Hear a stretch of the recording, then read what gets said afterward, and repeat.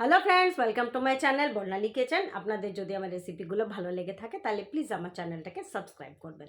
Thank you. আমাদের বাঙালিদের মাছ ছাড়া একদমই চলবে না। চাই যে কোনো শুভ কাজ হোক, মাছের ছোঁয়া আমাদের চাই। জন্মদিন হোক, অন্য কোনো অকেশন হোক, যাই হোক, প্রথমে তেলাপিয়া মাছগুলোকে ধুয়ে নুন আর হলুদ মাখিয়ে নেব। এরপর ভালোভাবে এপিট ওপিট করে সর্ষের তেলে ভেজে নেব। তার আগে সর্ষের তেলে 1 চামচ নুন দিয়ে দেবো যাতে মাছগুলো ভেঙে না যায়। এরপর সর্ষে, পোস্ত, কাঁচা লঙ্কা, আদা সব মিক্সিতে ভালোভাবে পেস্ট করে নেব। এরপর ফ্রাইং প্যানে সর্ষের তেল দিয়ে তার মধ্যে শুকনো লঙ্কা, সর্ষে আর গোটা জিরে ফোড়ন দেব।